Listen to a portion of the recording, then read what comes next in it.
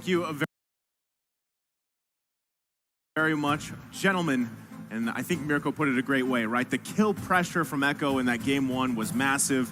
And so hopefully RRQ has an answer for it heading into game two. Again, if you're just joining us, it's me, Nice, on the desk here with Gideon and Wolf. How we feeling, guys?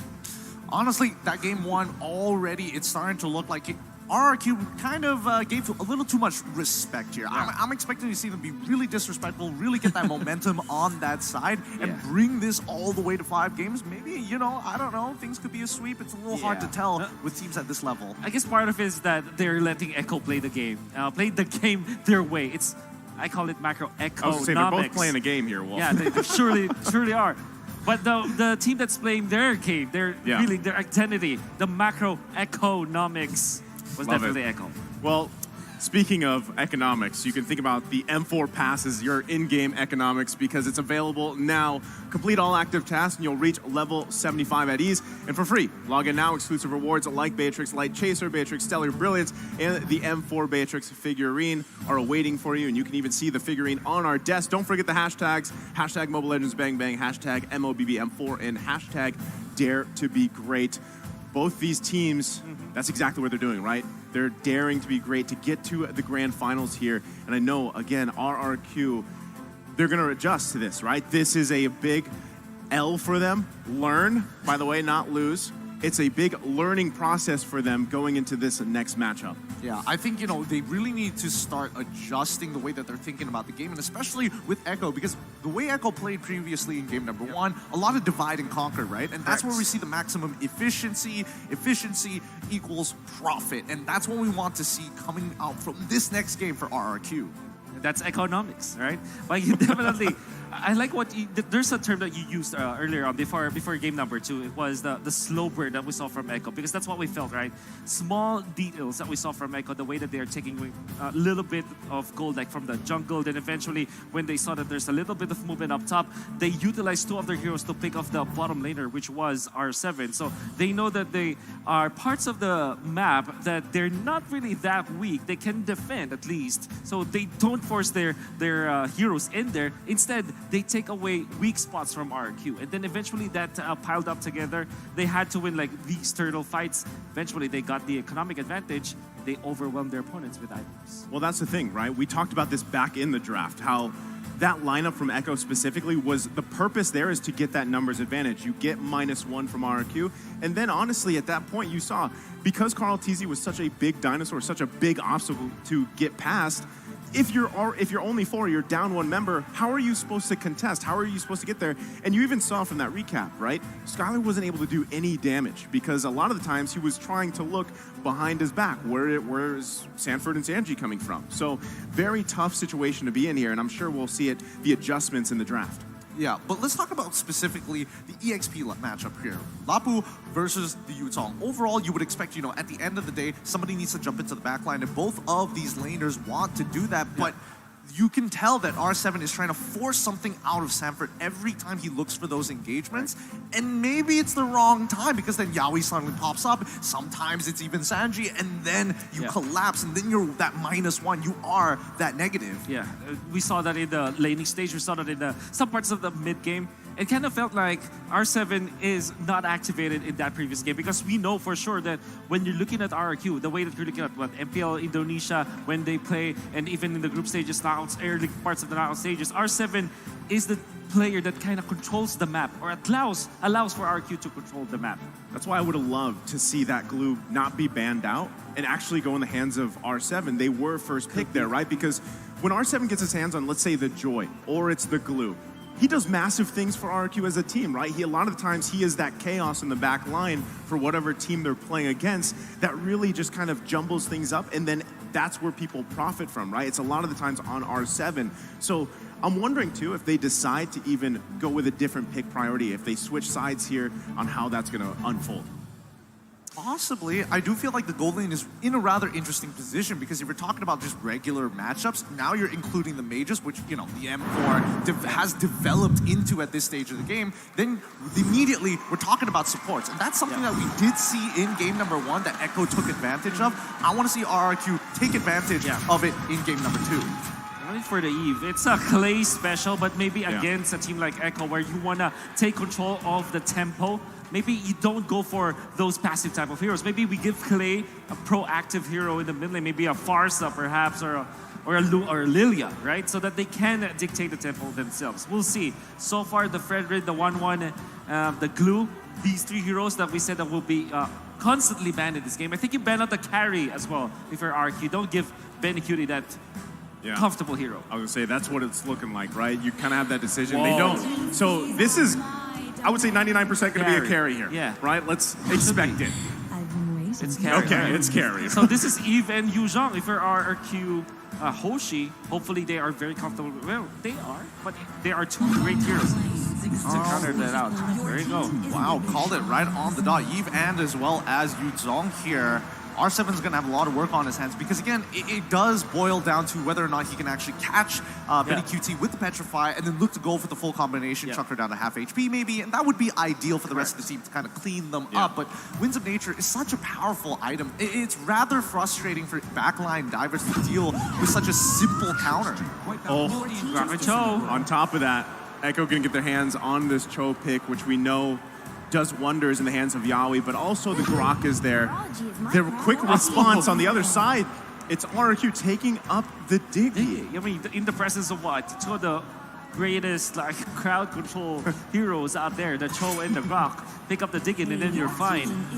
Does it look like an RQ Hoshi hero though? That's the question. Because again, they want to be aggressive. Unless they utilize this Diggy in an aggressive manner. I think they absolutely can. And now that they know that Grok is probably, he could go, is most likely going to go into the EXP lane, I would assume at this point, but I'm going to hold my breath for a second because based on what we're seeing that's being banned here from RRQ, I wouldn't be too surprised if they do decide to ban out the Lilia and then really minimizes what Sanji can play. He might have to just default to the Kagura. That's right. But then again, for RRQ Hoshi, what they will have problems about is that their marksman hero pool will be diminished now. With a Fanny ban late into the game, it's pretty surprising. Are we seeing a Claude or maybe a Leslie ban from Echo? Oh, it's a Claude ban. So what's left for Skylar then?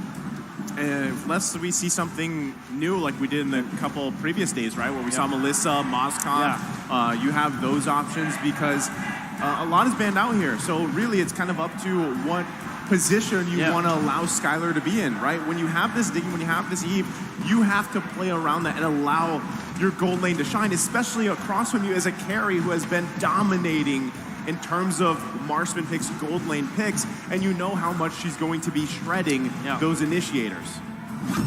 Oh, here we go. The next lock-in coming in from RRQ. It's going to be Karina. Okay, I like it. I like it. At least Karina can get on top of the carry. Finally. Okay, they're shaking things up. I was expecting the Barats too. Hilda as well as the Valentina.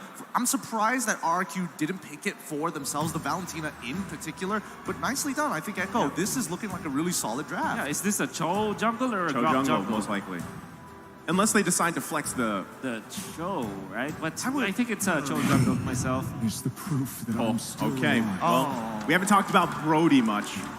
I would say that it's rather 50-50 in terms of Brody alone, right? You really need to be able to scale up. You really need to be able to get your marks off and then the torn apart memories. The damage can be great, but still, like what we saw, you could say the same thing about Beatrix last game. Damage can be phenomenal, but if you can't actually get in range, you can't get the targets you need to, that's where it struggles. I guess for the side of RQ Hoshi, they now have to play the RQ Hoshi way where they are very aggressive. Don't let this composition coming out from Echo to build up when it comes to the momentum and the farm. Carry will be a problem in the latter portions of the game.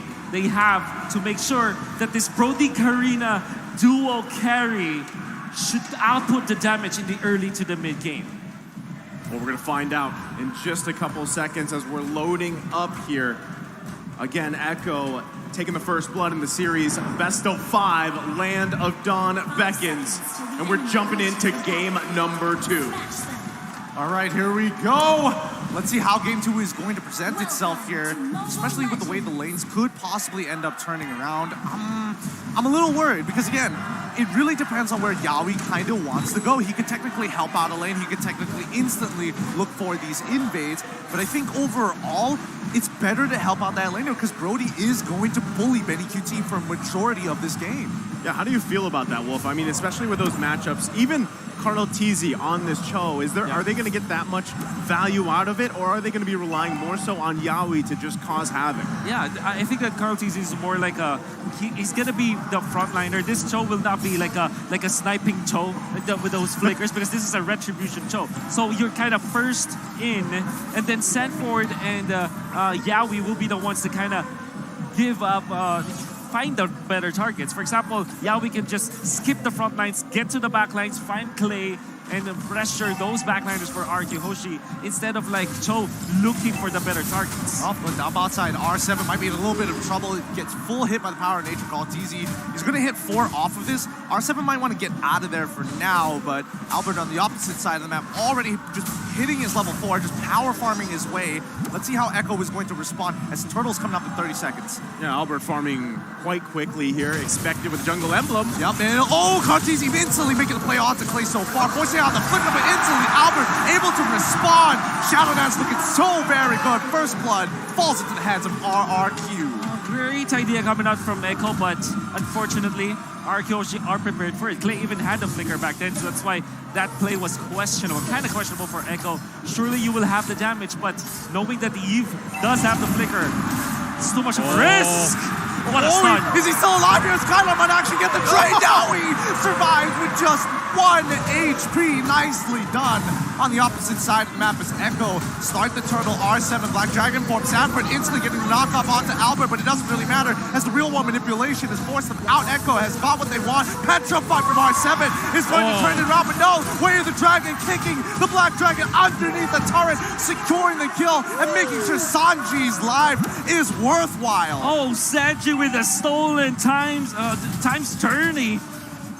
The entire turtle fight of RRQ Hoshi is based on the fact that they have to be the ones to stun up Echo. They have what? The dragon form, they have Eve's control, but that was completely nullified with a stolen Diggy ultimate.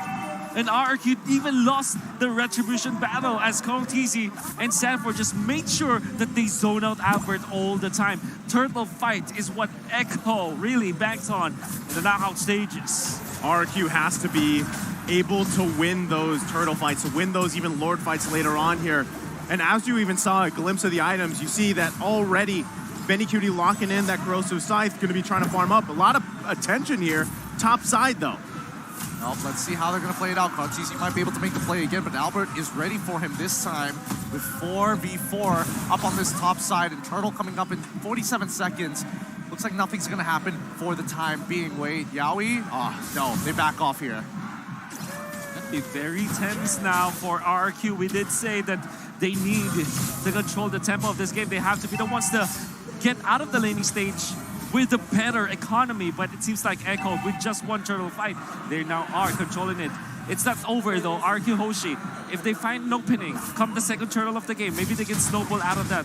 But otherwise, Echo will just take over the game. Speaking of snowball, RQ ranked first in damage dealt per minute? I wasn't expecting that, honestly. I wasn't either, but even when we got a look at that little hexagon graph thing, I mean, you could, in the stats, you could see that they love those team fights. And even the fact that the journey they've had up to this point, this matchup with Echo, they've had to go against some of those more aggressive teams on the way, right? And so they've kind of adopted this playstyle for RRQ, whether it's that scrappy, aggressive playstyle or even that utility kind of objective-based. Now that's the thing, this is the fight for them. And still, a lot of this focus here on these neutral objectives early on. Turtle, quite low. Yep, so low. Real world manipulation is already up, but the time journey is spent by both sides. Black Dragon form is in. R7's waiting for the opportunity to jump on in for the Petrify. Finds one, instantly comboing with Albert. Shadow Execution's looking so very nice right now, but Carl TZ still has his retribution, looking for an opportunity. Reverse time is going to send him back, but it doesn't matter. They find that turtle. That's exactly what they have to do, right? RRQ, if they can grab a kill, great. But if you can at least get those objectives where you start getting that favor in your advantage, allow yourself to allow Skylar hell, even Clay to come online faster this game. That's best case scenario. Let's see how this all goes. Yeah. Items being picked up here, Wolf. We did say that RRQ Hoshi needed to control that second turtle. They have to take it. We put a lot of emphasis in that, and that's exactly what they did. That's why now they have equalized. They now have the advantage. And this is off of Vin's usage of the ultimate as well as Clay. The angle that he utilized, the real-world manipulation, put Sanford in a very bad spot because Sanford had to use the wild charge. Surely it was able to attack Clay, but of course Clay will not be stunned up, will not be able, his ultimate will not be cancelled because of that. And as a result, you have Echo not having a frontliner already, with him being taken out by RRQ Hoshi. This is a difficult thing for Sanji to decide, right? When you're running this Valentina, you've got great three options across from you, right? Do you take the Times Journey, the real world manipulation, or maybe even that Black Dragon form? And that's tough, but now you can see RRQ, knowing this minor advantage they built themselves, they're going to keep pressing the issue here. Now they have one turret down as well. They can work around with that space, but still, this also allows Skylar to continue to farm up with somewhat of a safety measure. And if Vin continues to protect Skylar, this is the best thing that can happen for him right now in this portion of the game. I think for the most part of it, right? Bottom side, R7's got to be careful here. If he jumps on forward, Benny QT is going to kill him. So now they're dividing and conquering. 3 on top side, 2 on bottom. Sanford finds an angle for a flicker wild charge, which almost resulted into a kill. R7 is still alive. Black Dragon wanting to get on out of there as Tier 1 falls. Tier 2 is the next to drop. Man. I was just about to say, there was a lot of focus on RRQ Hoshi up top lane. If R7 keeps himself alive and defend the turret up down bottom, that will be a favorable trade for RRQ Hoshi. And boy, oh boy, R7, he did not fail us. Even with the flicker usage coming out from Echo, he's able to get out of there. Yep, but with real-world manipulation already used in the mid lane, this turtle will go over to RRQ Hoshi, now developing a lead for themselves. Is this the momentum? Is this the turnaround? Clay ends up dying to Benny QT already. Sanford with Power Nature fights the wild charge. No, he instantly uses his ult to get him out of there, but it's timed out, and now he's getting kicked back by Woods. By the way, the Dragon, Yaoi is able to secure the kill, but KarTZ is able to get the trade. Yaoi's the next, should be the next to fall. As R7 doesn't pick him up. Skylar with the auto. No, he hit the tower twice. That is a disaster there for RRQ. I mean, they found a couple setups and everything else, but they couldn't capitalize to make it even further in their favor, Wolf. Oh, very scrappy fight from both teams. You saw, however, Benny Q did not scrappy himself, finding Clay even after the flicker. Because of the fact that Clay kind of reacted a split second later than he should, he was taken out by the projectiles coming out from Benny Q. Eventually, KarTZ wanted to go for Vin. Yeah, surely they did for some Times Journey as well as the flicker, but man, they exchanged for a kill. And KarTZ dying twice already in this game. That's not good for Echo. Ooh, the damage coming in from Skylar as well. Yeah, picking up right there, that moment before he popped that torn apart memory, he picked up the Malefic Roar. You can see it, right? Skylar's in a comfortable position now, has the items that he needs on this Brody, can continue to put pressure wherever he decides to be. You see Vin and Clay parking themselves a lot of times around him because if anyone gets trapped in that death box, it's going to be tough for them to deal with. But still at this point, RQ now a little bit of a comfortable lead to work with. Can they transition to this into a First Lord pickup? Oh, they should. It's imperative for the side of RRQ Hoshi to take care of that Lord again. Echo does have good scaling, but RRQ Hoshi, they do have a big advantage already. You can see and feel Skylar now with his power spike. At 9 minutes in, it's the mid game. We know that the weapon master Brody is gonna pack up a punch. It's something that RQ is utilizing right now. No, he gets that. No way he gets that. But now, with no Shattered Memories here, KarTZ may have a little bit of difficulty getting on in. Has been forced to flicker on out of here as Sanford is able to get some good damage for the time being. But that's going to be Lord. Time Journey already being used, but instantly dying over to Saji. And Saji ends up getting traded back. Skylar gets kicked, and now with him dead, this allows Benny Q to keep on going forward. He doesn't care anymore, but Albert is running off crazy.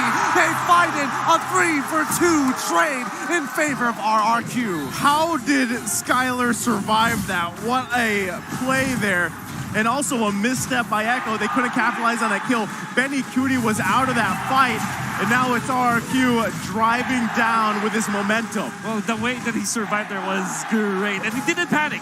Also, I would like to credit He dodged the Guardian's Barrier. This is high-end Dry Grok with a lot of like attack items. That's why even the Guardian's Barrier would have taken him off. Instead of like fully backing down, he actually stopped for a bit so that he will not be hit by the Guardian's Barrier materializing in front of him. Skylar is cracked. Oh, they're going so far right now with the momentum. Kaltizi getting a good kick onto Diggy so far, but here comes the Black Dragon form to zone them off. Kaltizi is stuck, he's trapped, he's dead, and now the rest of the team is going to be hitting onto the inhibitor. The Lord is already down, but the real world manipulation looking to turn it around. Time Journey to get his team out of there. RRQ have got what they want, and now they back off. And now it's RRQ's time to play with this momentum in their favor, and they're doing exactly that. Wolf, what did this last couple minutes here transition? It's only 11 minutes into the game. How's it looking for RRQ? Oh, definitely looking good for RRQ. This is their power spike, as we talked about. But then again, we also look at the other components of their composition. With the Divine Glaive available for the Eve, who opted to go for the penetration boots this time, Clay will be hurting a lot of Echo. Despite it, like, you're looking at the real-world manipulation, you don't really look at the damage that it outputs, but with all of the items that Clay was able to get, he is now going to be a threat. Look at that though, Queen's Wings coming up from R7. And at the same time, you know, as we get ready for this next pretty much push, or maybe it's the next Lord here, what does Echo have to do to get back into this game, Wolf? I mean, they're down to 5,000 gold. They've only got 2 turrets. RRQ owns their side of the map. Well, they have to find a way to kick R7, or Skylar, I mean, into their favor. They have the damage of Benecutie already. They have the items that they needed. But the fact of the matter is they are not finding good jumps onto Skylar. I don't think it's that easy as well. Like, a It's lot of not. it It's really just not. comes down to Kaltizi and Sanford. They're the only people who can really do it. And even Sanji, whatever he takes, he's going to get punished. Like, the Black Dragon form seems like a good idea, but considering how far ahead RRQ is right now, it's, disgusting. The biggest thing that was just picked up here by Benecutie is that Wind of Nature. You mentioned it earlier, Gideon. It's a strong item, right? And that can actually turn the tide of these team fights if they're able to allow Benecutie to stay alive. Conceal play coming out, but they're just kind of scouting around here. They know that they don't have much vision. Wow. You can hear the roar, by the way. Vince Diggy does have like Divine Glaive. And with just two time bombs, he's able to put Kaltizi down to 80% HP. That's a tank. This guy's the time bombs. They hurt. They really hurt. It's Look at shocking. that. Wait, is this an engagement where you see? Oh, Sanford, he had an opportunity. Really good Guardian's Barrier, but no follow-up so far. Kaltizi trying to get into the Lord pit right now as R7 begins it. And now RRQ, they secure the Lord, but now the fight has already begun. The Black Dragon form has they steal the real world manipulation. They're done for Benecutie. Winds of Nature's ain't going to protect them long enough as the rest of RRQ chase them down. Finds 1, finds 2. It's Albert. 4 for nothing in favor of RRQ. Sanji, just hide. Don't show yourself. He's out of here. Skylar almost dying, torn apart. Memories hit. no. And Albert, he wants it. Sanji. Give it to him. Give it to him, Sanji. 1 HP. He's not done. He heals back up just in time.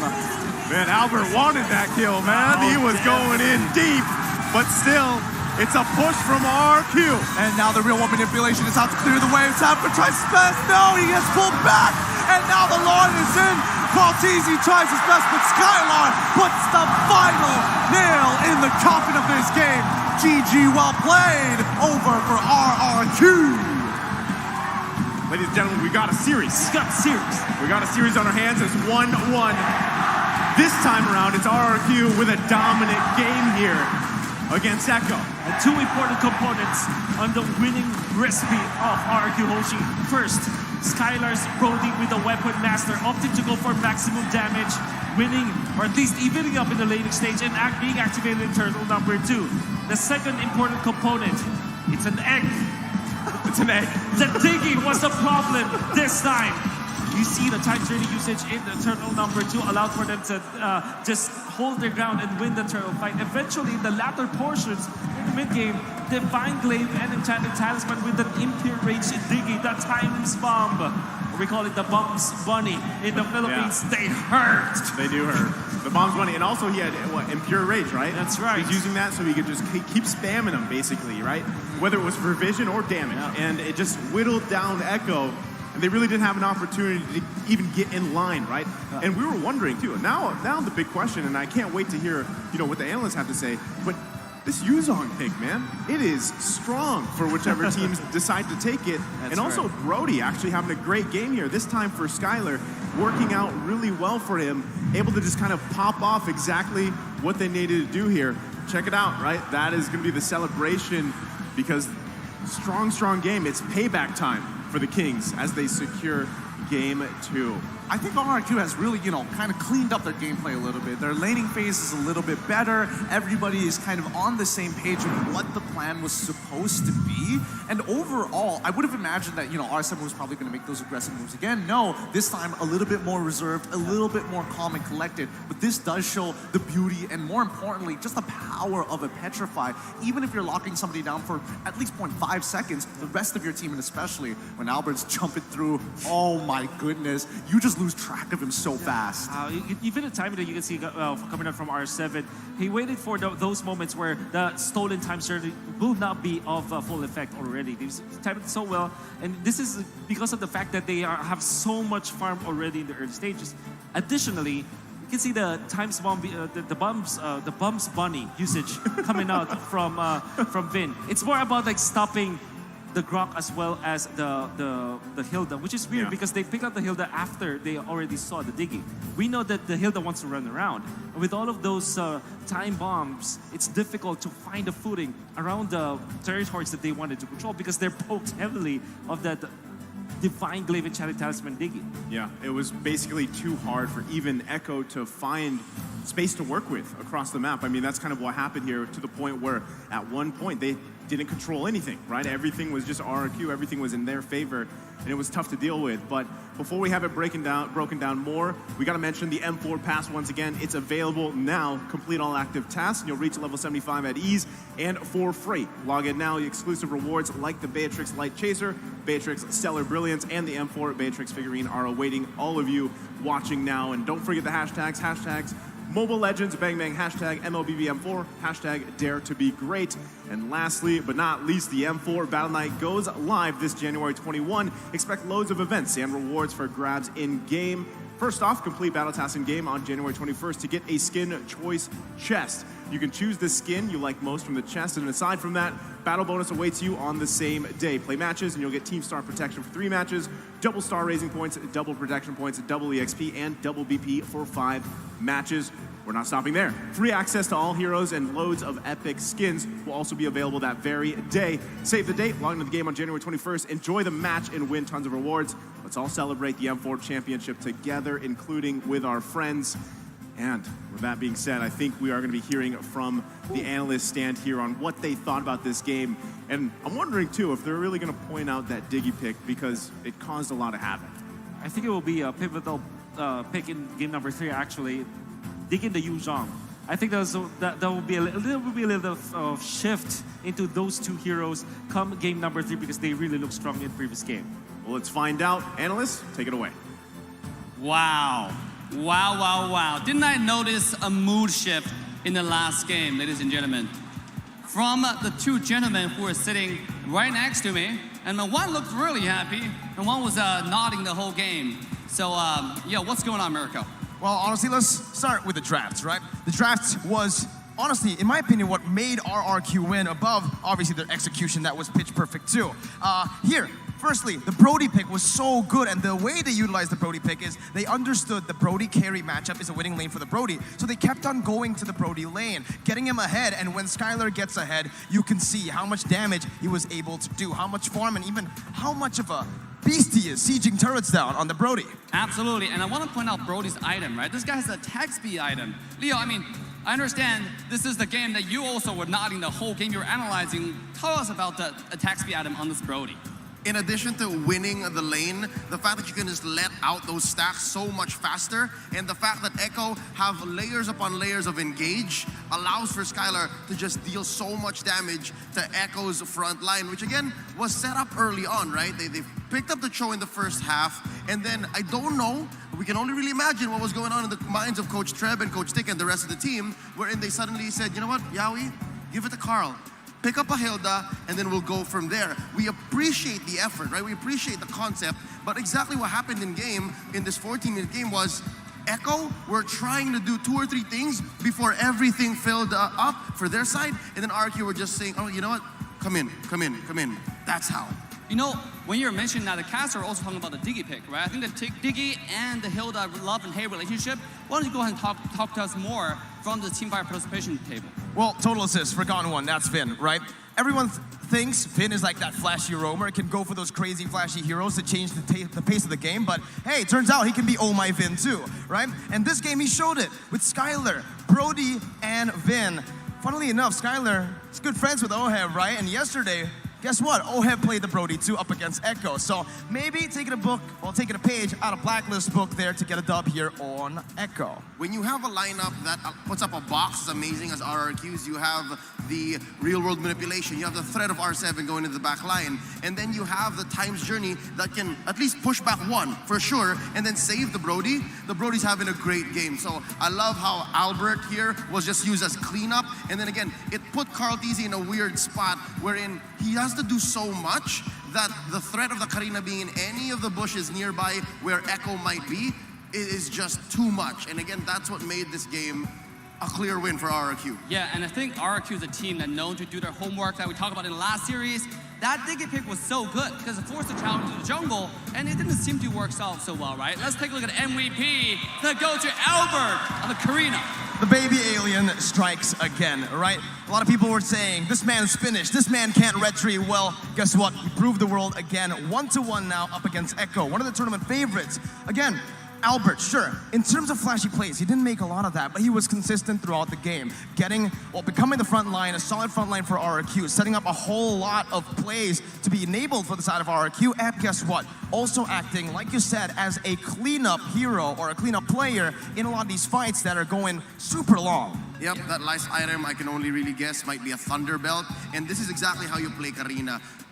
10 out of 10 times, I'm not even gonna give you that one, you build tank Karina. Mage Karina, just leave that for rank. Here in the pro scene, here at the world stage, you watch the way Albert played the Karina here in game number 2, and you see in the first 5 minutes, again, you need to farm up. You need to farm up, and then maybe once you have your tough boots, then you can try to engage, because really, as soon as you get those kills, and you weave in and out, and you get your farm in the first 5 minutes, you're up for a good start. What we see from Albert here is the heat map, right? The rotation. He cleared the jungle, go to the objectives. Most importantly, he was a front line to get vision for the entire team. And he also, I think, even though he's building full tank, he was doing a lot of damage. You saw him getting first blood over there in that game. I mean, walk us through the highlights here, Mirko. Just shows the base damage that Albert really has on the Karina, right? And this is what I want to really point out. In the heat map we saw it, we're going to see it here again. Albert, he rarely, or even, I guess we could kind of say never ganks. He's all around just farming, invading the enemy jungle, getting a lead for himself, and then transitioning it over towards that mid control so that they can control the neutral objective. On top of Skylar getting those sieges down, Yu Zhong being such a good weak side hero. On top of that, R7 is on that hero. He knows exactly how to utilize that, just like Sanford in game number 1, how to get out of these sticky situations, and in the end, that snowball of neutral objectives plus structure taken was able to get RQ to a 6,000 gold lead. And it's that 6,000 gold lead that told the whole story of how, I'd say, layered Echo's approach was. For them to solve problems, they had to draw several lines throughout different situations. And in that last team fight, you saw how Sanji needed to get real-world manipulation, how they had to put Benicute in the right spot, and how Carl Tizzy needed to get the right kick. And again, that's 3 different things that have to be in the right place for Echo to get that even first Lord win. So now, going into game 3, what's Echo to do? Maybe keep it simple. Maybe if you have a plan for the first half, push through with it. Don't let the opponent control what you're gonna do next, because game 2 happens if that's what you do. It's clearly that RQ has a plan of their own as well. Ladies and gentlemen, to find out more in game 3, let's throw it back to the caster's desk. Well, before for the caster, we have here with Mara and Clara, we have RRQ Kingdom! Yay! They're so full of energy, they went wild after game number 2. Now, we pulled up some fans all the way to the top, brought them down here. Let us know your names. What's your name? My name is Aldo. My name is Deja. My name is Maul. Maul! Who is your favorite player and why? Siapa player favorit Kenapa? Albert, karena dia satu-satu dan walaupun retrinya agak bau, on point, tapi tetap on point. He said that Albert is his favorite because of the retribution is on point even though it's Okay, how about you? Favorite player? Why? Albert karena dia jago. Oh, Albert's again because he was great. He is great. Maul?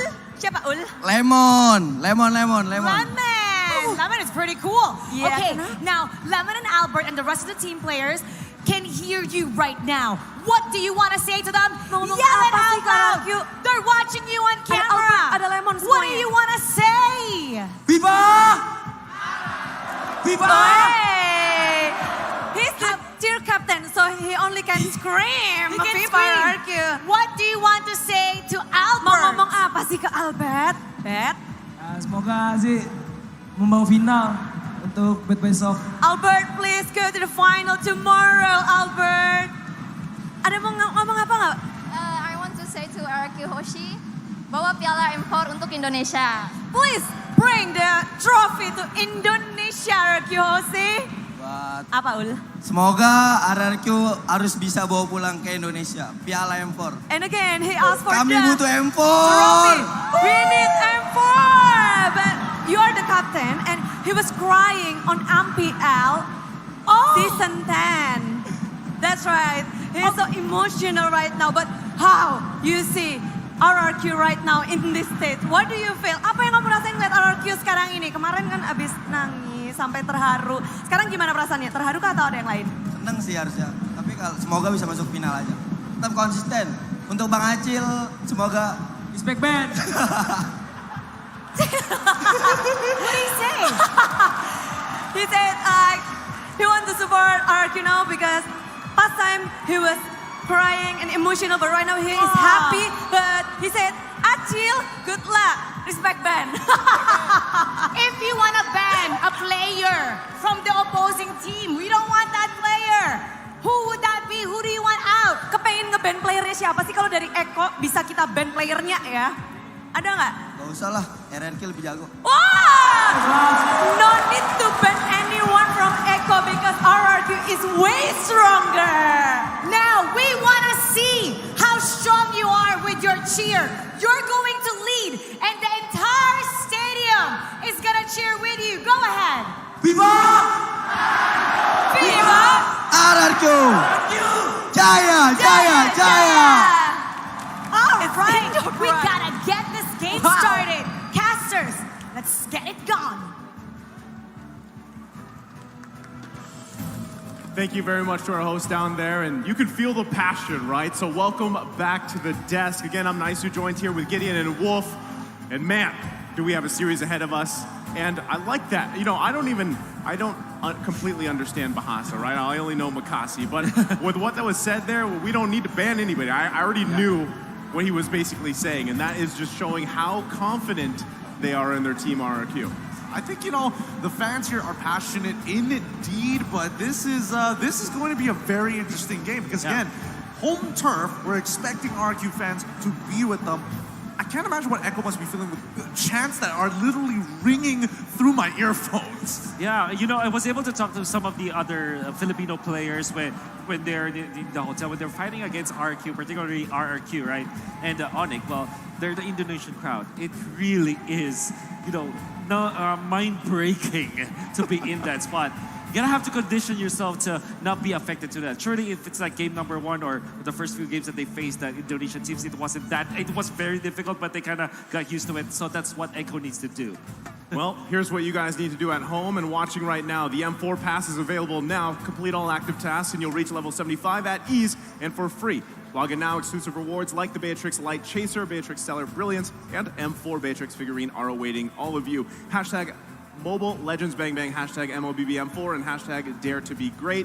And again, the M4 Battle Night goes live this January 21st. Expect loads of events and rewards for in-game grabs. First off, complete battle tasks in-game on January 21st to get a skin choice chest. You can choose the skin you like the most. And aside from that, battle bonus awaits you on the same day. Play matches and you'll get the Team Star protection for 3 matches, double star raising points, double protection points, double EXP, and a double BP for 5 matches. We're not stopping there. Free access to all heroes and loads of epic skins will also be available the same day. Save the date, log into the game on January 21st, enjoy the match, and win tons of rewards.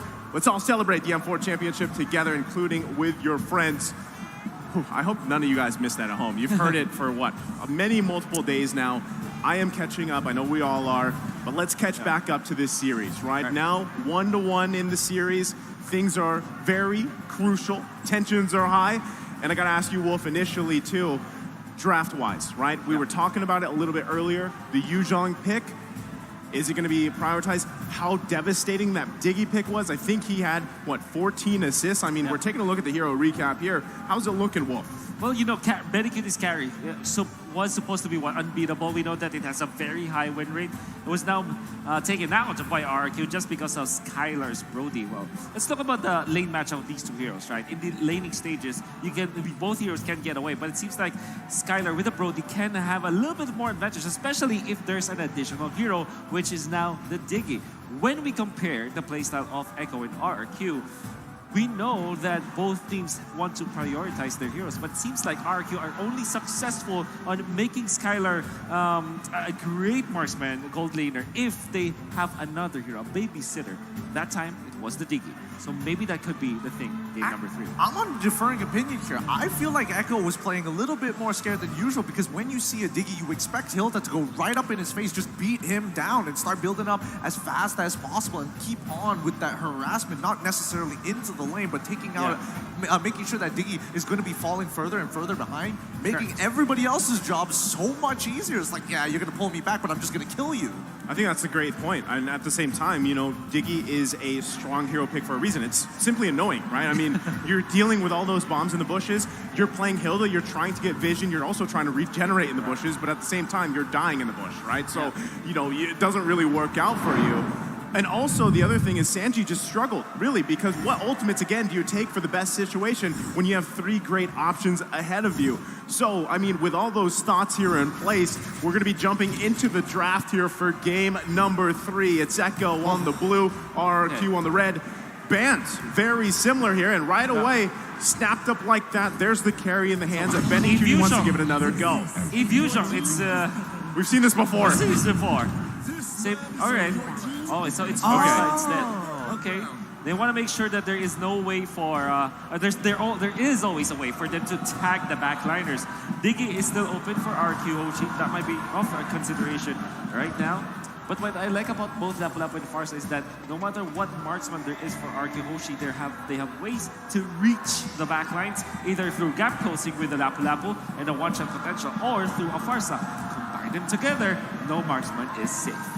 This is going to be an interesting one because, again, this adjustment by making sure that you yourself have an artillery mage means that Sanji, even though he's going to be quote-unquote slower to get into the right position, the extra range that he gets from the Feathered Airstrike could make the difference if we see RQ locking in something like Diggy. But instead, they're going to go for the Beatrix this time around. They're prioritizing having lane control rather than lane dominance. One thing, too, about Sanji specifically as a player, we know that he loves to pull off those crazy plays with the flicker, right? So with him having this Farsa in his hand, you're going to expect that too. Whereas still, even when you lock in this Eve here, you want to be able to build upon the utility mindset for this match, right? You want to be able to do that. But again, you're complementing it with the Yuzhong pick, which we have said in this series specifically, or even throughout the tournament, it's been crucial for a lot of these teams' success. Yeah, and honestly, if we're talking about success, we have to talk about supports because, again, nobody has revealed their supports and they've just mirrored each other the entire way. I was thinking maybe Karina might get picked up early, or just maybe some foreshadowing, but Echo, immediately take it off. I'm expecting another assassin. There could be a chance that even Lolita might get banned off inside of Echo once more, so it denies R2 a way to disengage from fights. Or maybe a Martis as well, because those are the heroes that I would really like to play. You kind of want to have a sustained hero here if you're RRQ Hoshi. Surely the Yuzhong will be eventually tanky, but you're gonna have to have a frontline so that both Eve as well as the Beatrix will have great positioning. That's also the reason why they ban out the Cho here, because they don't want Yaoi to have a hero that can go to the backlines. There's the Barrett's ban.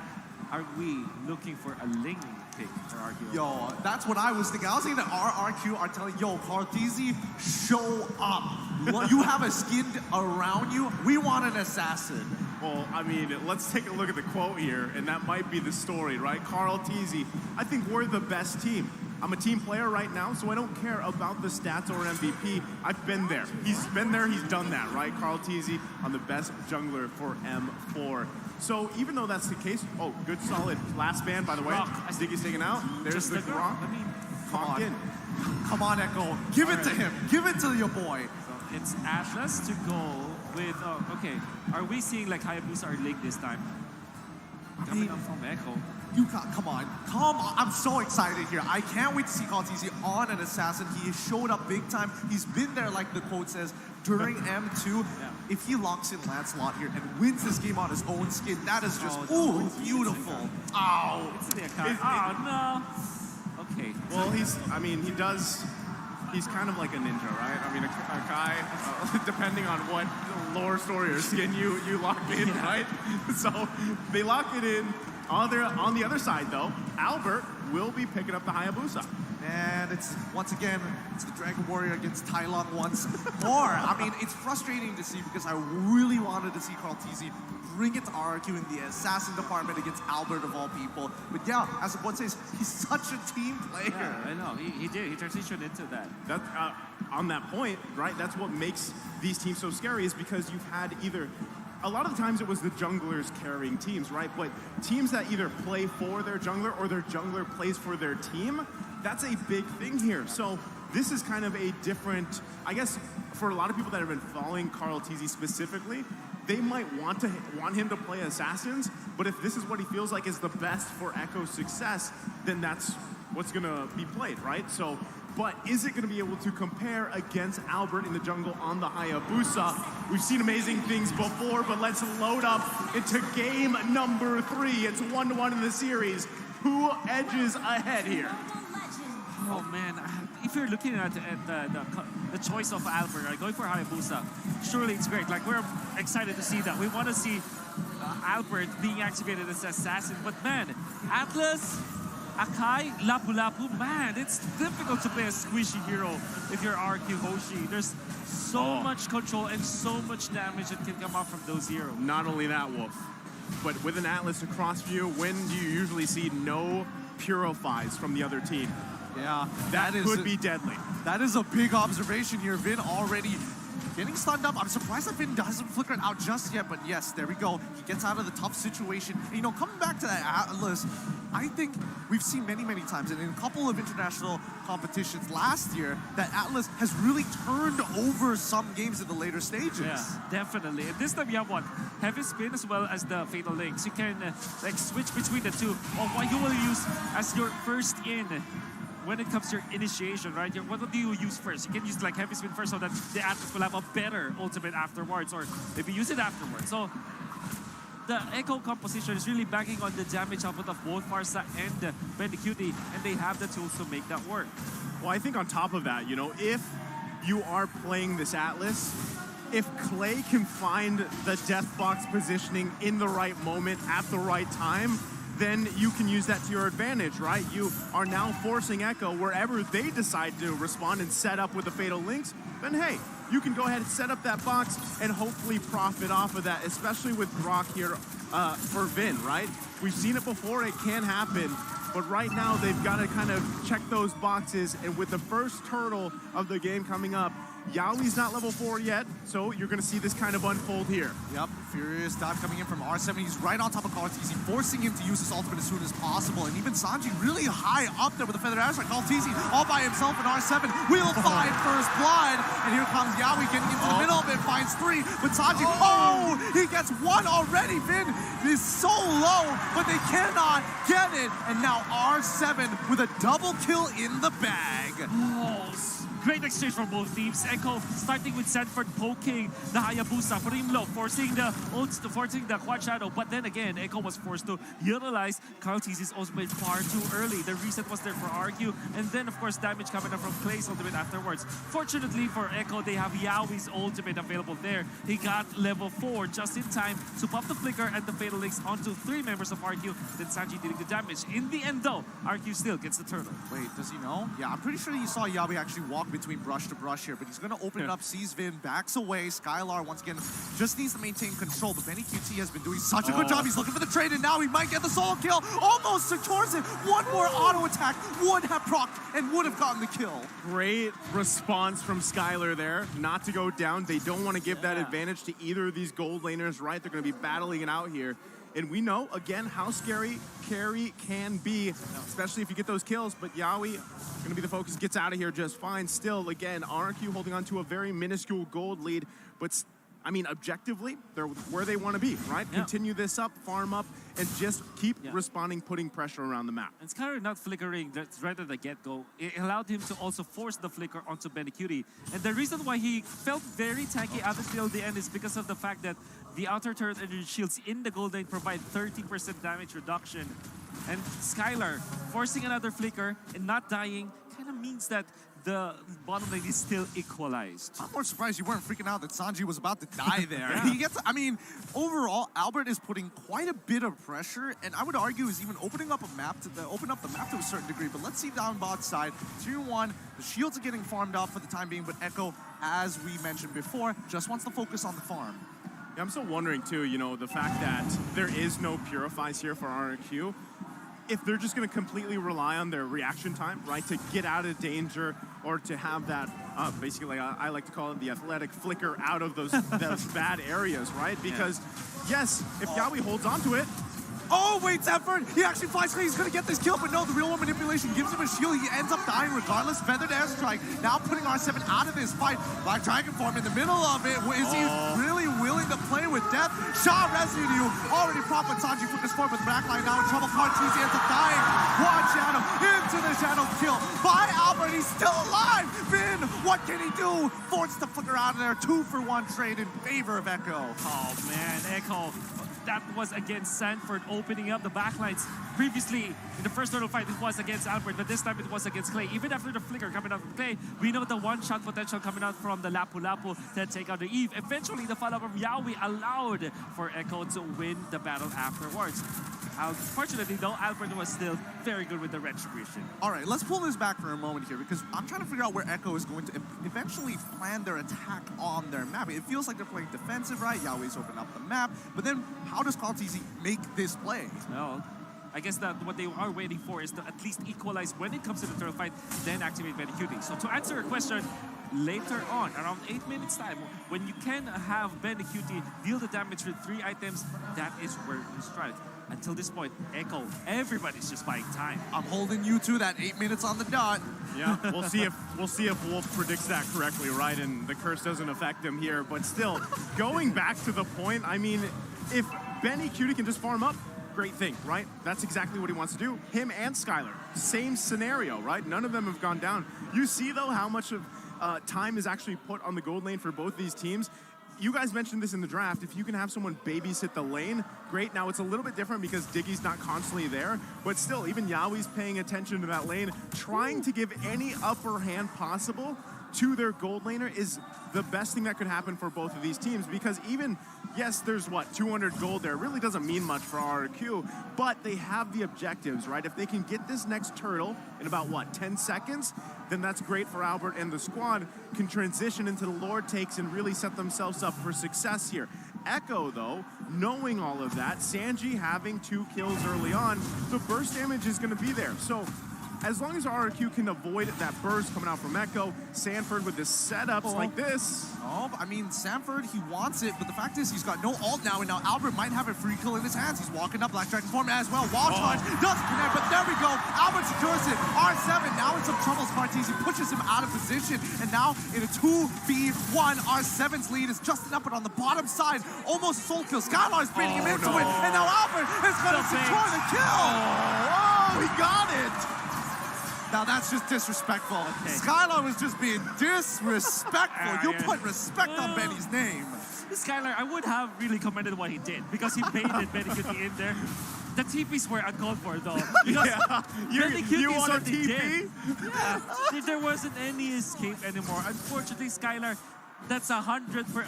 He already did 100 level play, but then he went down because of those TPs. However, though, I want to say, RQ Hoshi, great understanding of how to take turtle number 3. What they did was to stay in the bottom bush, in a right side bush in the middle, and then it was only R7 who showed himself to Sanford. After Sanford already committed the bravest fighter onto the Yuzhong, that's when they strike. Oh, Conti's in some trouble now. Skylar, he lands it. Oh, he's so low, but he's still alive. Sanford with the bravest warrior already in the middle of it. He has to get on out there. Sanji's trying to help him out, but Yaoi might be able to find 2. No, only 2. As the real one manipulation comes up, they get the kill onto Skylar once again, but they traded kill back, so that's going to be support for Gold Laner. That's a good trade right here, but still a lot of unfolded there, a lot of ultimates and resources expended, but still RRQ holding on to a little bit of lead. 1.6k. Wolf, how's it looking in terms of items? Okay, so we're looking at Skylar just picking up all the important items like Blade of Desire eventually into his second damage item, but he needs a Wind of Nature. Now that's also true with this Benny Cutie carry. So far, we know that they wanted to activate it at 8 minutes, right? So they did. Yaoi was able to find an opening to the backlines, and that is one thing that RQ should be respecting. Oh, again, and it looks like a repeat of history, but Yaoi this time doesn't even go for that engage, and it feels like to me that Skylar is a little desperate after his little mishap down on the bottom side. Yeah, he wants the kill there. He did pick up the Malefic Roar, so that damage is going to be there even more so now. You know, even though he's got the 2 assists, he wants those kills because he does know as well that Benny Cutie is going to be scaling up, especially past this game. Oh no, Clay, he gets pulled back, but it really doesn't matter. He flickers on backwards as R7 is there to cover his back. Nicely done. The teamwork from RRQ to deny the initial engage. Great teamwork coming up for RQ, like I said. This means that they might have the better control of the first Lord of the game. What are they doing right now? What they should be doing right now is to control the lanes first before they engage onto the first Lord dance. So they're using Skylar up to the top lane, bottom lane already pushed out. Mid lane should be answered by R7 or maybe Clay in here. Yeah. And it's gonna be up to how RRQ is going to control this Lord. Well, let's see how they're going to, because bot side is already stacked up with a full wave. That tier 2 might be in some trouble, but the rest of Echo, how are they responding to it? Tier 2 is Yaoi is looking for an opportunity. Albert might be in some trouble. Quad Shadow's out of there, but on the opposite side, here we go. R7 jumping into the middle of that fight. Bravest Warrior forcing Sanford out, but now he flippers right on top of Clay. He's down. Benny Cutie's in trouble. Skylar might have to take the 1v1. The Quad Shadow's already down, and the Shadow kill isn't enough. Albert still alive, trying to get on out there, but Sanford's chasing him down. Yuzhong is dead, and that's going to be a 3-for-nothing trade in favor of Echo. And even the Lord belongs to Echo. What a great play from their side. RQ Hoshi, they tried to go for the conceal play from the bottom. They wanted to tag Sanford. Unfortunately, that left both Clay and Skylar exposed to Yaoi. Yaoi didn't find the first jump, however. As you saw RRQ, they still managed to get away from there, but their position was already compromised. Albert was too far when the Lord was put on to low. And you see Echo, despite losing the first 3 turtles, just control the Lord that's much better than they did RRQ. Not only that, but I mean, even that team fight, you saw how much pressure there was from Echo that Skylar actually didn't have the opportunity to get in the positioning he wanted to. He had the defensive flicker out, and now they're dealing with this siege coming out from Echo. They still have the Lord also on the bottom side to work with. They're going to lose more turrets here and have to be forced to pretty much defend in their base. Conceal play comes out, just getting a check here. But the big thing for RRQ, they do have Clay. Their defense, their high ground defense should be pretty good, at least to this point. It's only 12 minutes in the game. Lord is even at half health here. So let's see how this one plays out. Yep, Finn already using his conceal. He's now in he the has middle of Flicker. everybody. Oh, well, let's see. He finds one. And now the Feather Airstrike in combination. Petrify onto Benny QT. R7 trying his best. He's in the middle of the fight, but nobody can support him. Albert finds one. Contisi is dead. And now they're looking for his second as they find the Bravest Warrior next. And now with it all, Albert still lands it. But it's no! He hits that! Skylar absolute monster snipes it from halfway underneath the inhibitor turret. That deserves the Dave sheesh, because he has been waiting for that moment in this game. Skylar finally gets it, Okay. and that's a massive successful defense from RRQ. This word doesn't exist, but I'm gonna use it. So many sheeshable moments out there. As you saw Yawi with a jump, right? You saw this as flicker, but look at that combination of Clay and Vin. Guardian's barrier with a diamond-shaped box, and then eventually Skylar just sniping Benecutie. My goodness, That was clean. that's the word, sheeshable. Good lord, oh man. I don't know, these Beatrix players are disgustingly good. Well, a little too good for my taste here. I want to go back to some of that basic stuff. I feel bad about myself now. Well, I mean, at this point, they've turned it around. RRQ, they had to defend the high ground. They did. Yes, they lost a couple turrets, but they profited off of it, right? I mean, they have that defense. They get a couple members of Echo down, and now you can see that, right? With that swing, that pendulum swing, momentum in their favor, they just have to be cautious with the setups from Yawi. That's the biggest thing here. The next Lord is going to be up. RRQ is in a good position to actually take this one, and Echo knows it. How about that? There's Sanji and Yawi up top. Through a bush, you have to be careful about this, and RQ doesn't have vision of that. Skylar already utilizing this this Renner just to make sure that they scout out additional members. And I think that the RQ has a little bit of the same idea. They want to control the outside bushes, like the Lord Tans. Look at them. The Lord only has 2 heroes, and everybody's just dispersed. Look at that. They're waiting for that conceal play. They got Benecutie there on the top side. Carl TZ still going to bounce this Lord around here, keeping everyone, RQ on the hunt. They're trying to figure out where the other members are. Lord half health, here comes the conceal. Yep, Yawi's coming in. R7's already looking to engage Clay once again. Is this a repeat of history? No. They back off. Now the real one manipulation. Wall charge as well. Already hitting 2. Falling into Rena's apathy. It's all over now. As now they try to jump in. Zephyr turns around, finds Skylar as well as Finn. They push through. Benny finds it again. Taking out Clay. A triple kill. Absolutely shredding through them. But now they're chasing them down. How many can they find? Echo is looking for some as much value as possible, but R7 tries to turn it around, but it doesn't matter. Benecutie hasn't even used his Winds of Nature and flickers for it. 4 for 2 so far. Benecutie, the hurricane of Echo, you saw with the conceal play, and it's almost a repeat of history. But then again, after Clay already utilized his ultimate, and then Albert is no longer a threat to the carry. That's when he was able to rise to the occasion. He found 3 members of RRQ, and the Lord Dance was perfect from Echo, especially because Carl TZ won the Retribution battle against Albert. My God, that was the disaster for RQ Hoshi because of Benecutie's calamity. Not only that, but the fact that they waited patiently for the conceal play, and now it's again RQ on the defense. Yep, Carl TZ in trouble here. Oh no, Clay's in trouble. He can't do much about it. He doesn't have any of his battle. Now he finds it, and now they have a double kill. Sanford cleans it up. They're going to be ending this. Echo takes game number 3. GG. Well played. Benny gets his eyes on the crystal, and he doesn't hold back. He goes right for it. Bring it, Echo. To 2-1 in the series. It's match point. Oh, what a game this is. What a game. It's such back and forth, Yeah. like RRQ break even, then Echo break even, and then Echo finally put the killing blow in. It's a tug of war at that point, right? Everybody's holding on and equally giving the same amount of strength. But Echo found the opening, and once they found out RQ's chink in the armor, when RQ just let go of a little bit of the grip, they found the win in the tug of war.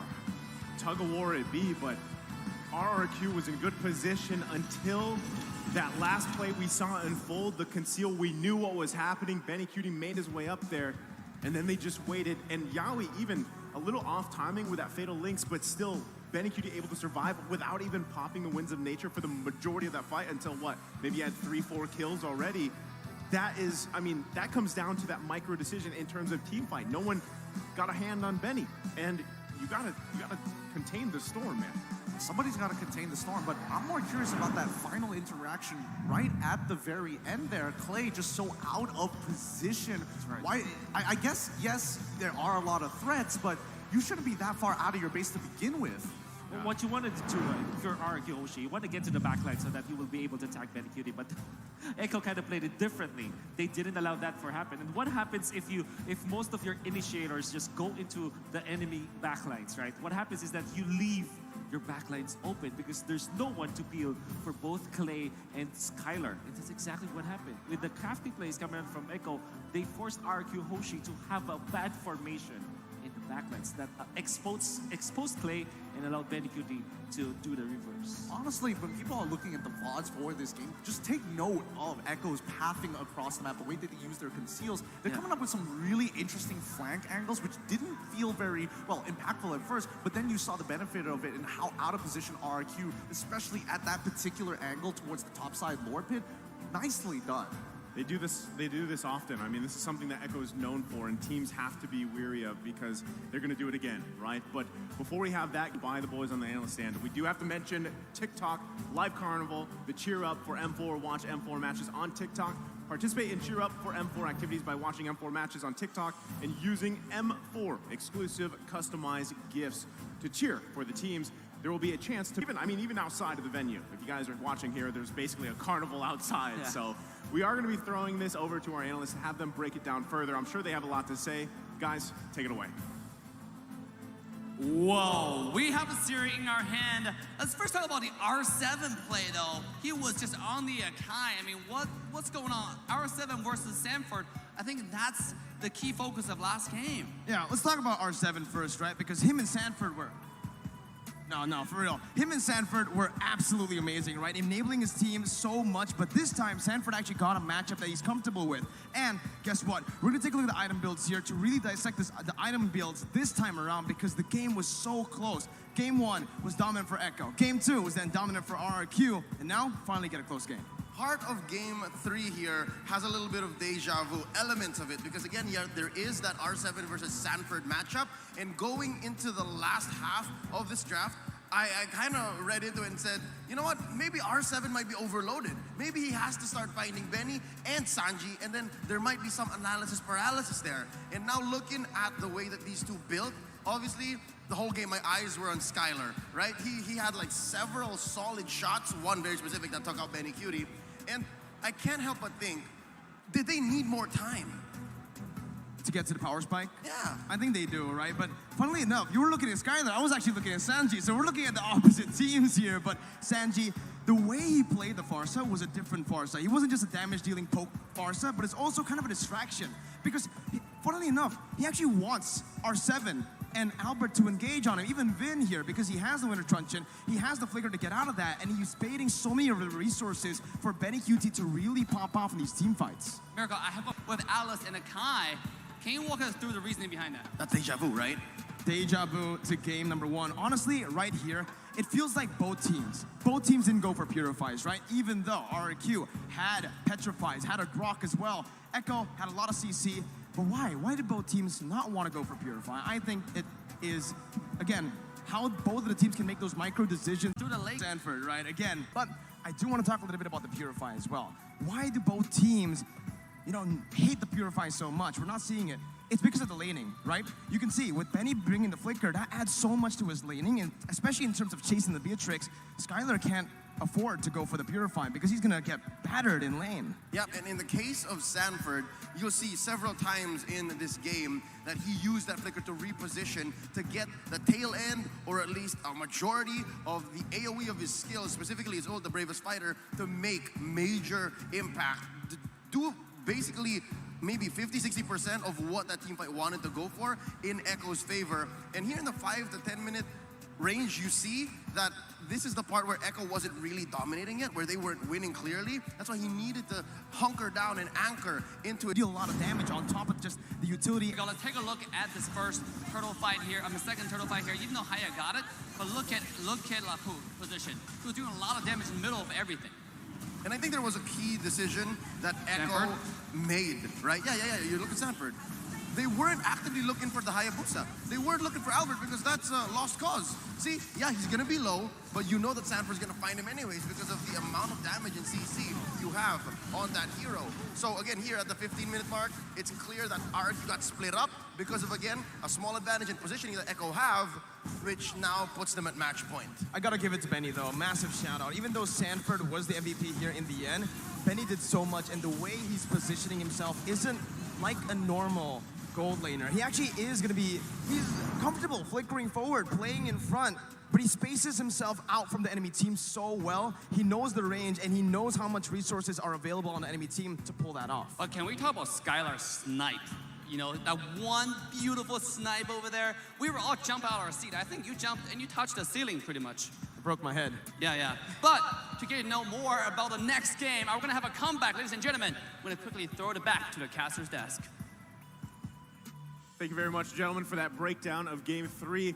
Again, if you're just joining us, it's me, Naisu, Gideon, and Wolf, and we are now at match point for Echo here. RRQ's got to refine exactly what they've taken from these past few games, learn from that process, and hopefully extend this series to 5 games. You know the even Yuzhong combo that RRQ running out game number 3? It really looks like one of those meta picks, right? It's looking very strong as a combo, but it's not working, unfortunately.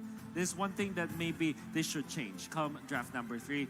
Maybe give up, maybe take something else. Maybe, you know, take it the Eve for Clay because he plays it well, but give R7 a more macro-intensive hero.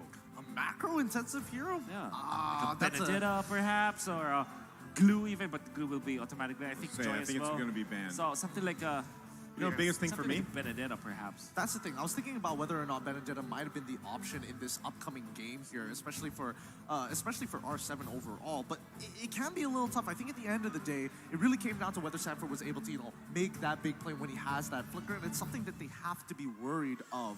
RRQ, I think when they hunker down and really start focusing on who they want to take out, they can absolutely do that. But then the remaining pieces seem to be able to pick themselves back up and actually turn that trade even and even break even more.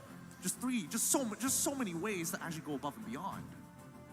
I think, I mean, I agree with you guys, but I think one of the biggest things here is, and you talked about this at the end of the game for Game 3, was conscious positioning, right? Mirko highlighted this on the analyst stand of the positioning of Benny Cutie, and that's really what it comes down to in terms of those team fights and everything, is constantly being aware where you're positioned. We talked about how, you know, that last defense, you didn't have to be outside of your base.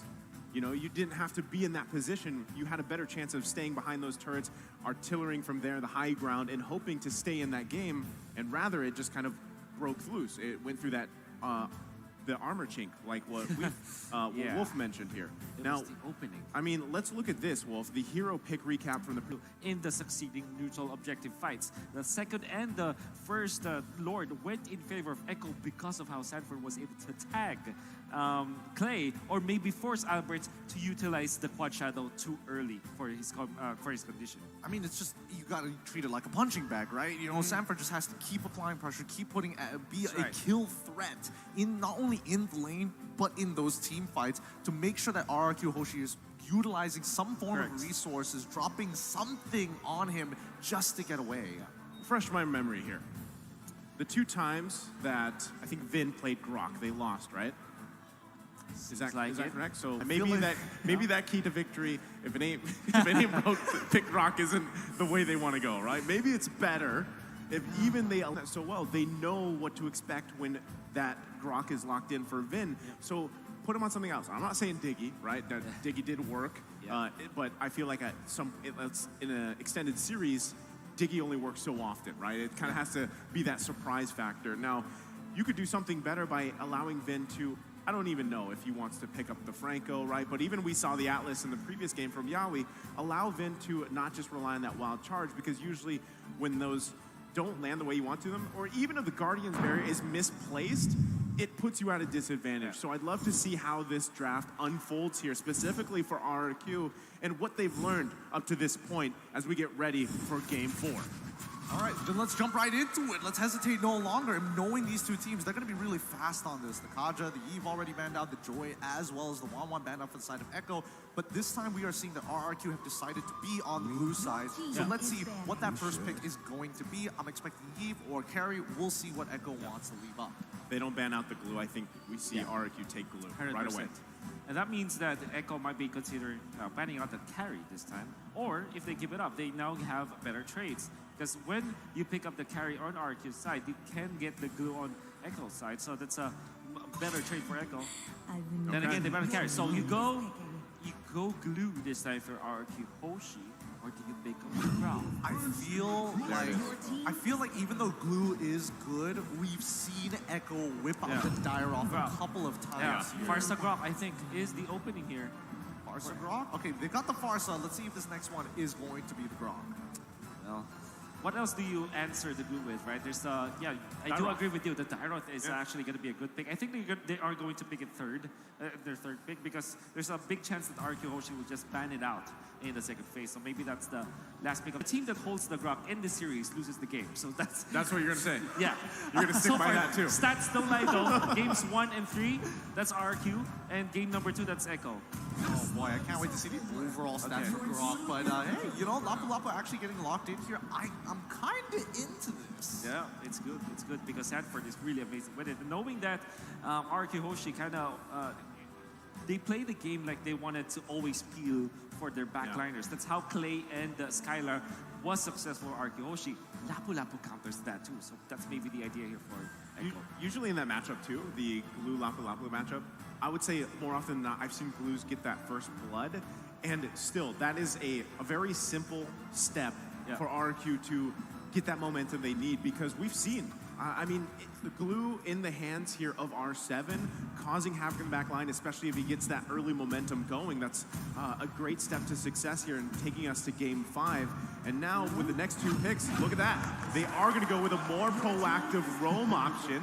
Like we were saying, they're going to lock in the Franco here, and it's complemented with this Faramis pick. Okay, I'm guessing. I don't know. I could be wrong about this.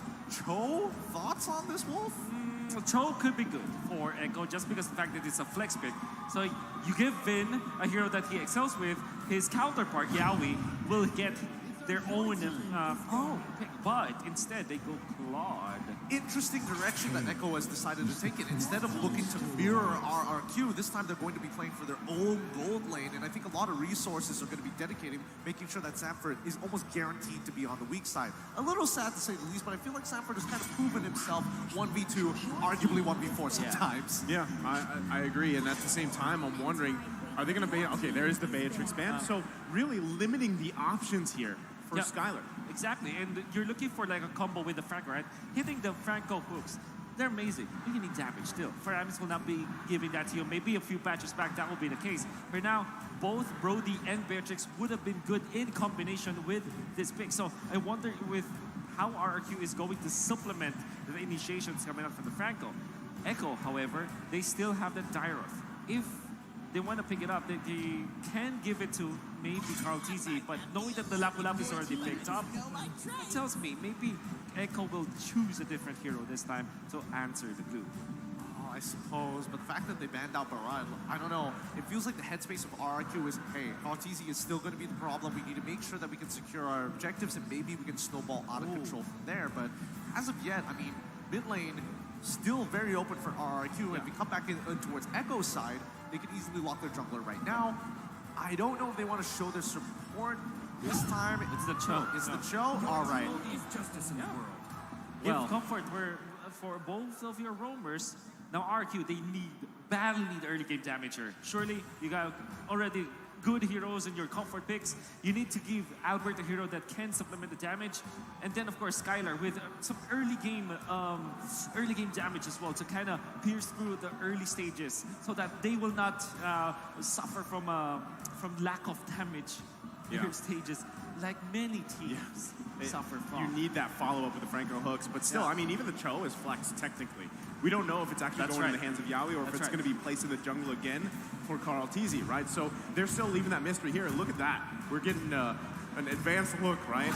That's the Irithyll along with the Karina locked in here. Now, Irithyll doesn't have the best win rate. That is 14%. But still, how does this work, Wolf, with what they've drafted so far? They're all in on early game team fights. They're all in the mid game. With this decision, RRQ is saying, we are gambling. We're putting our tournament on the line in the first 10 minutes of the game. If we don't end it as soon as possible, they will not be able to force the series on game number 5.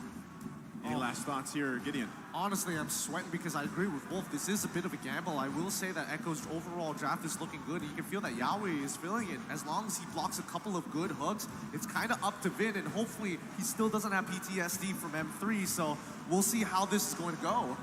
Biggest thing here is, like you guys mentioned, that timer, right? 10 minutes here. At the same time, Lone and with Carl TZ picking up the Akai in the jungle, he's going to be just focusing on up to game 4. Mobile Legends. Iritha wins the laning matchup for sure. I mean, you wanna. It is. We didn't get to see whether the hook landed or not. Did he get the hook or not? I don't know. We know for sure though that in the laning stages, RQ Hoshi does have the advantage.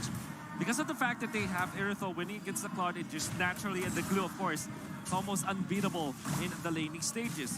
If they piggyback on that idea, like destroy Echo's timing with their early game spike, maybe RQ has a chance of extending the game number 5. Echo knows it. Yeah, I mean, R7, there's nothing he can do. He's going to lose his battle spell here regardless, and arguably, I would say he's about to die as well. And there we go. R7 just greeting out to hit that level 2, ends up dying for it.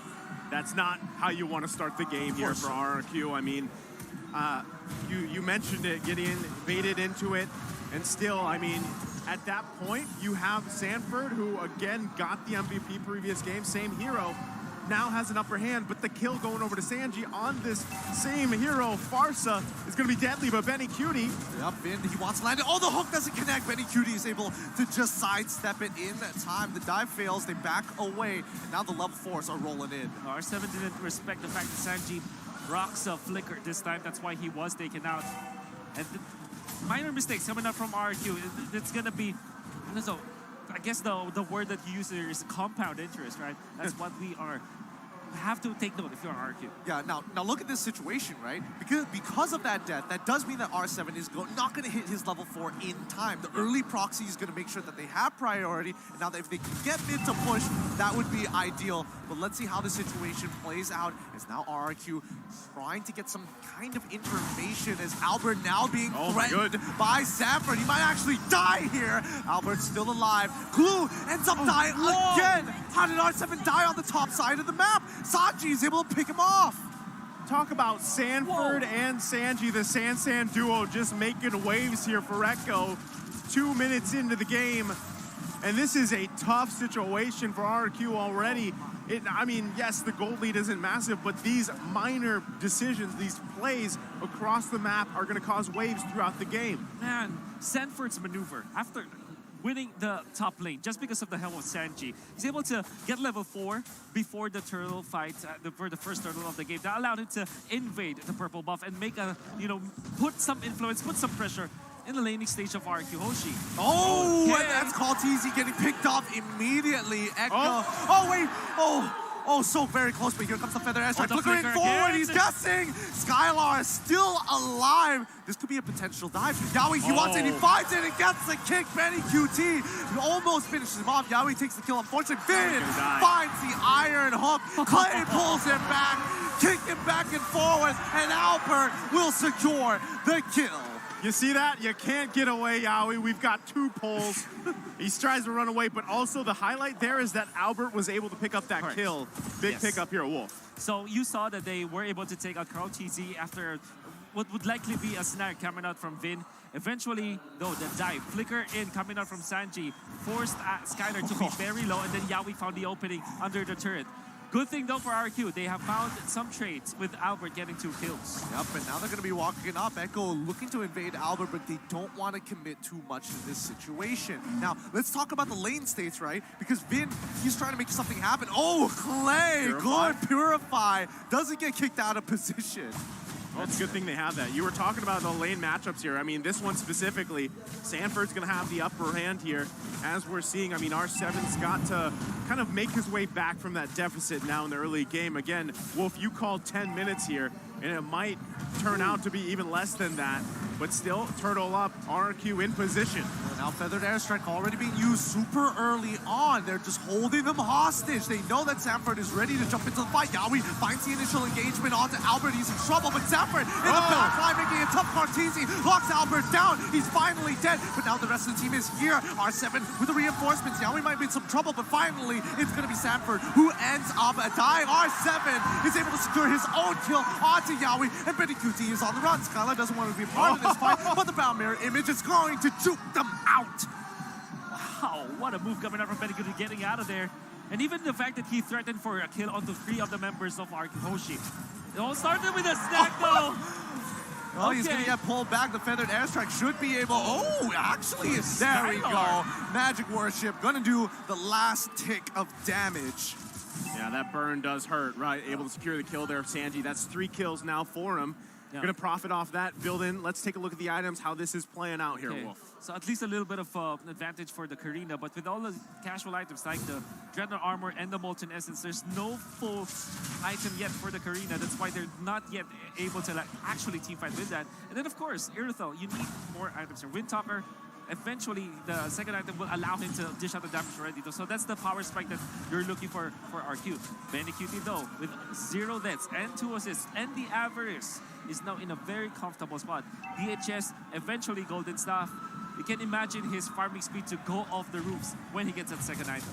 Okay, let's talk about, okay. Whoa, Yawi! Oh, he almost finds the angle of the kick, but Skylar is able to get out of position in time, locked out with the Bloody Hunt. Yawi might be in some trouble here, but Call TZ looking locked out. Skylar, the Feather Airstrike is coming in through, but the Call Altar keeps him alive until he's gone. Betty QT now, with all the green lights, comes in, and it's pretty much done for the side of RRQ. They cannot survive this kind of aggression. What an execution from Echo. Absolutely good chain of events for Echo as they utilize their lineup into its full potential. Yawi with the flicker, going in forward first. Surely he missed the way of the dragon, but that allowed Echo to get into position. Then goes Kautizi. Oh no. Albert, he's in so much trouble, but he should be tanky enough to actually survive all the damage. Bravest Point, it's getting close. And here comes Sanji. If he sees him, he might be done with the Feather Airstrike, but on the top side, Call TZ all left all by himself, sacrificing his life for hire as Albert on his way to secure this turtle. What a move from RRQ. Oh, wow. What a punish, indeed. You saw that there was a lot of focus in the bottom lane. They found Vin! He's gone. He's gone. Nothing to say about that. Well played. Great punish from Vin. RQ picking up wins where they can, and it also looks like a little miscommunication from Echo too. Yawi has the vision here, but still RQ finding now it's the 2 turtles they've got a little bit of gold lead. They just have to figure out this Sanji problem. If they can get that, shut him down, that's going to be another big play for RRQ. He's going to walk up. They don't realize that he's there because of the conceal. He throws up, ooh, the hook. R7 though. R7, he's pushing them out of position, but they're working as a team. This could be the turnaround now, but Call TZ can't seem to find the angle just yet. They're going to focus on their jungle and back away. Every bit is intense in this game because you're watching Vin. Maybe he lands a hook out of nowhere, right? We're all watching. Bloody Hunt onto Call TZ already started off, but Yawi's looking for an angle as Sanford jumps into the back. Nobody can stop Sanji with his Feathered Airstrike except for the Call Altar. Skylar running for his slide battle mirror. Image takes it back. Sanford now left to die. Yawi can't help him out. Sanford is able to hop on over with the help of Sanji. R7 still on that chase. He's sick of it, but Yawi is able to stop the aggression. I can't believe no one died from that exchange. Like how? So much back and forth and just masterful disengage from both teams there.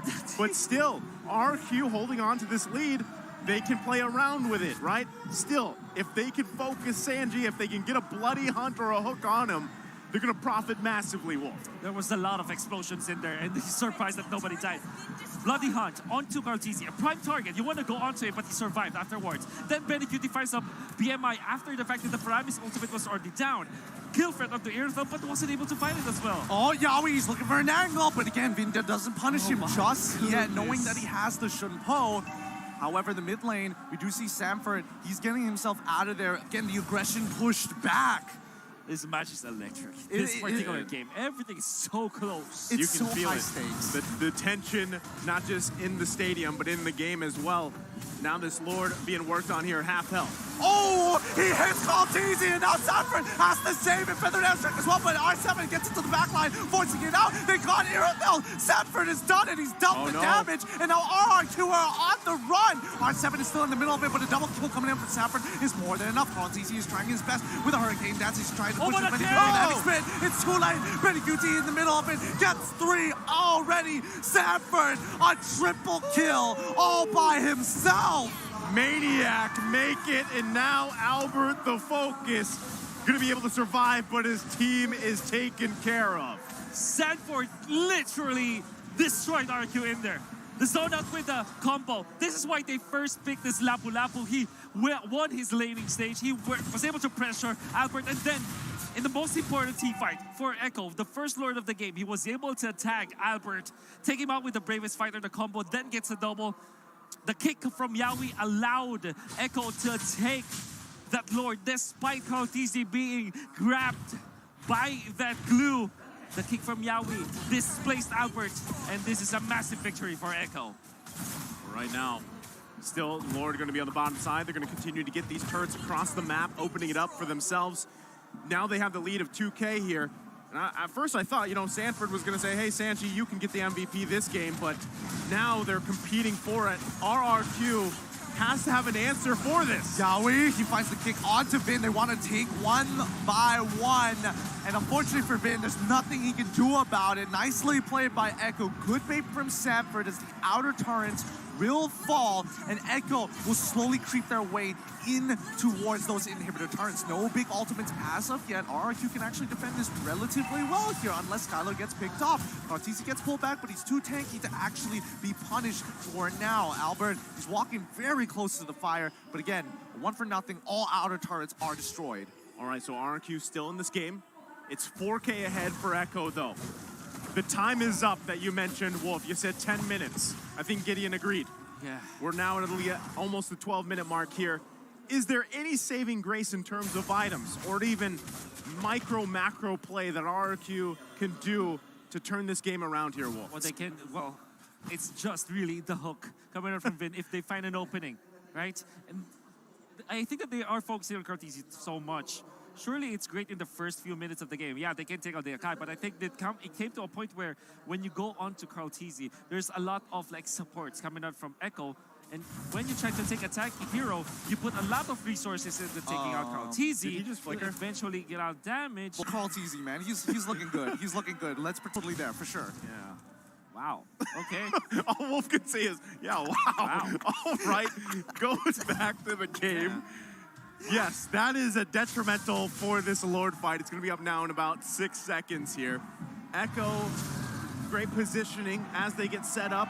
You're going to have to keep an eye as well on Yawi. He's going to be looking for the right target. Skylar having a very tough game on this Irithyll, even with that sprint.